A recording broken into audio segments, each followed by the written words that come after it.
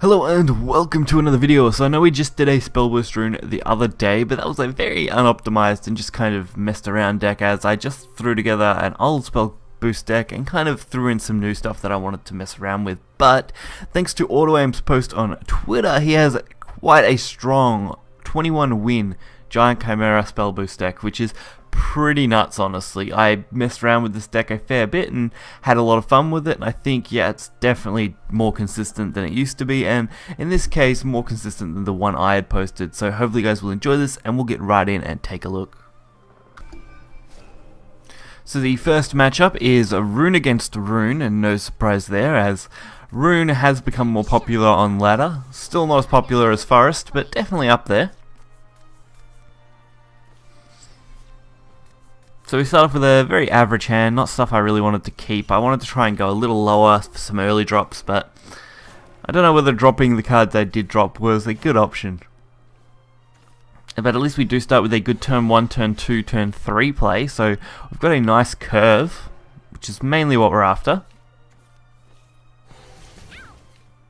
We're definitely seeing a lot of different rune decks, ranging from Mysteria right through, so but the only thing we don't see is Earth Rune, but no surprise there, as the Earth Rune cards have kind of dropped off a lot lately. There hasn't been a good expansion for Earth Rune. So, go for the Magic Missile. And an Insight, why not? Pick up those draws as we need them.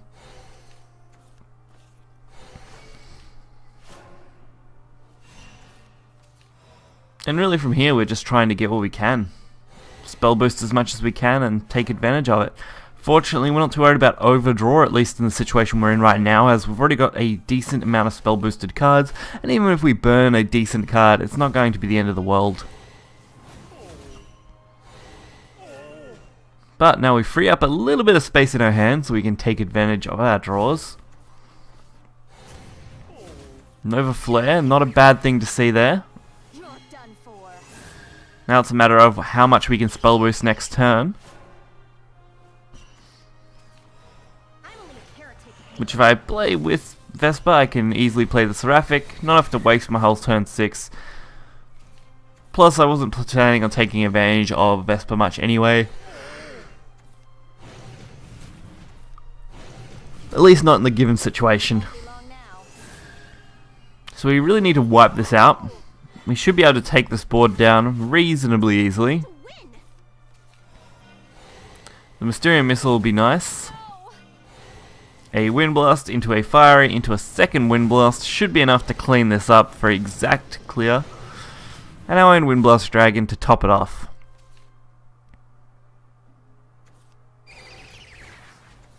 Opponent goes for a Seraphic Blade and an Owl. Not too big a hit there. Especially since I can just go for the Magic and my own Owl to really top things off here for an extra little bit of spell boosting. I didn't really need to play Truth's Adjudication, as the odds of him dealing 20 damage from a Chimera right now, or even 18, is reasonably low.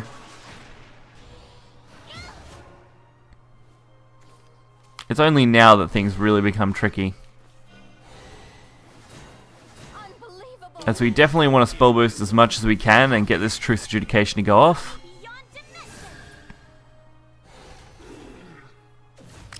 Fortunately, we're going to get 14 damage there, so maybe just high enough. Especially since they did just drop Giant Chimera, the odds of them having 2 that are boosted is quite low. And I believe our Chimera should be at exactly 17 from here, which is a perfect lethal against this rune. So even going second, we managed to pull out the win in the mirror match, which is always a good thing. Next up, Shadow.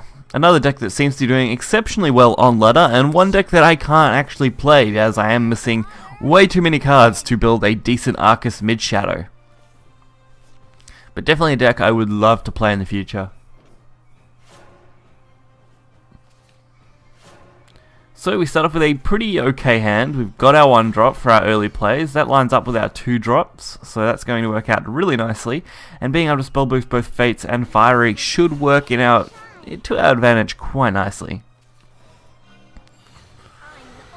So Vesper Witch Hunter gets us the boost. Genesis of Legend, not a card I enjoy going up against. But we'll keep going with our decent curve at the moment.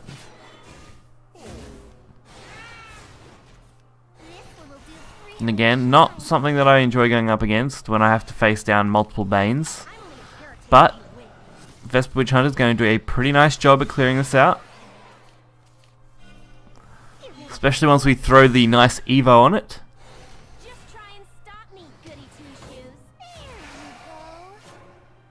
Now we just have to deal with that skeleton, which isn't a big deal. And Lady Grey. Great. The only card I don't like facing usually is Lady Grey. At least in this matchup, it's not as bad just because the healing doesn't have a big influence in the early game like it does against some of the aggro decks that I typically play.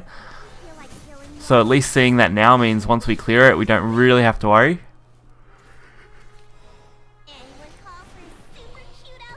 So Cagliostra, going to be perfect here.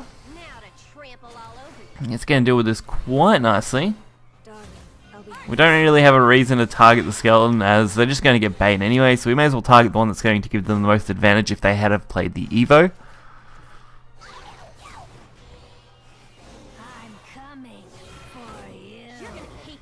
Spirit, taking out our big 5-1, definitely an okay way to go.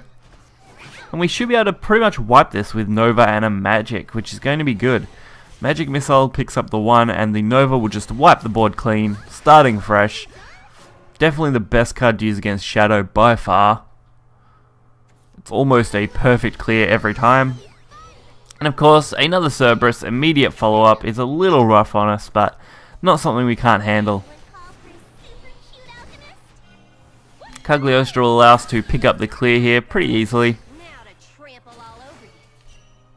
which is always nice. And I can even take the draws first, which is even better.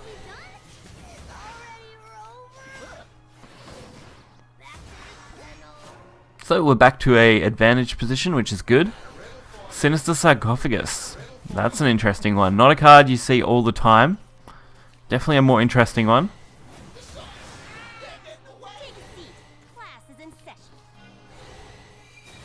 But we end up with quite a nice amount of spells and a good way to deal with the entire board here. And we get to go face for another 5 damage here with the 7/7 on board, and Giant Chimera pretty much set up to win us the game at this point. Giant Chimera has 13 damage on its own. So even a little bit of boosting here probably won't matter, as once we strike them with the 7/7, hitting them for the rest of the damage we need will be very, very easy.